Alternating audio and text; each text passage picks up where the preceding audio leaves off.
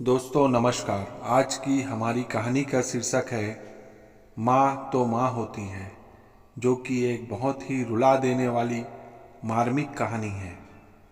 Hello माँ, मैं सोनू बोल रहा हूँ। कैसी हो माँ तुम? मैं ठीक हूँ बेटे। ये बताओ तुम और बहू दोनों कैसे हो? हम दोनों ठीक हैं माँ, आपकी बहुत याद आती है। अच्छा सुनो माँ, मैं अगले महीने इंडिया आ रहा हूँ तुम्हें लेने। माँ ने लड़खड़ाते लहजे में कहा। क्या? हाँ माँ, अब हम सब साथ ही रहेंगे। रीतू कह रही थी कि माँ को अमेरिका में ले आओ, वो वहाँ अकेली बहुत परेशान हो रही होगी। हेलो, सुन रही हो ना माँ तुम? हाँ हाँ बेटे। बूढ़ी आंखों से खुशी की अश्रुधारा बह निकली। बेटे और बहू का प्यार नस नस में दौड़ने लगा।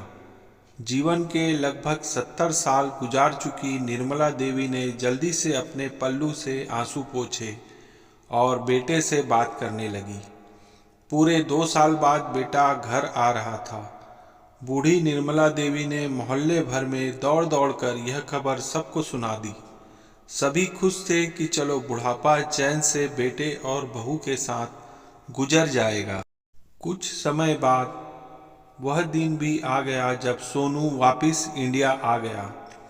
लेकिन सोनू अकेला आया था।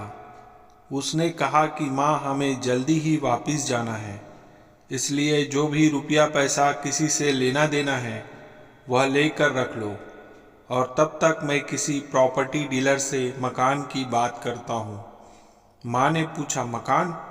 हाँ माँ, अब यह मकान बेचना पड़ेगा, वरना कौन इसकी देखभाल करेगा। हम सब तो अब अमेरिका में ही रहेंगे। बूढ़ी आंखों ने मकान के कोने कोने को ऐसे निहारा जैसे किसी अबोध बच्चे को सहला रही हो। आनन फानन में और औने पौने दाम में सोनू ने मकान बेच दिया। निर्मला देवी ने वह सभी जरूरी सामान समेटा जिससे उनको बहुत ज़्यादा लगाव था। सोनू टैक्सी मंगवा चुका था। एयरपोर्ट पहुंचकर सोनू ने कहा, माँ तुम यहाँ बैठो, मैं अंदर जाकर सामान की जांच और बोर्डिंग और वीज़ा का काम निपटा लेता हूँ। ठीक है बेटे, निर्मला देवी ने कहा, और वहीं पास ही बेंच पर बैठ गई। काफ़ी समय बीत चुका था। बाहर बैठी निर्मला देवी बार बार उस दरवाजे की तरफ देख रही थी जिस तरफ से सोनू गया था, लेकिन अभी तक बाहर नहीं आया था। शायद अंदर बहुत भीड़ होगी, सोचकर बूढ़ी आंखें फिर से टकटकी लगाए देखने लगती। अंधेरा हो चुका था। एयरपोर्ट के बाहर गहमा गहमी कम हो चुकी थी। माँ जी, किससे मिलना है? एक कर्मचारी ने निर्मला देवी से पूछा। मेरा बेटा अंदर गया था टिकट लेने, वह मुझे अमेरिका लेकर जा रहा है, निर्मला देवी ने घबराकर उस कर्मचारी से कहा। लेकिन अंदर तो कोई पैसेंजर नहीं है माँ जी, अमेरिका जाने वाली फ्लाइट तो दोपहर में ही चली गई। क्या नाम था आपके बेटे का? कर्मचारी ने निर्मला देवी से पूछा। सोनू कहते हुए निर्मला देवी के चेहरे पे चिंता की लकीरें उभर आई। वह कर्मचारी अंदर गया और कुछ देर बाद बाहर आकर बोला, माँ जी, आपका बेटा सोनू तो अमेरिका जाने वाली फ्लाइट से कब का जा चुका। क्या?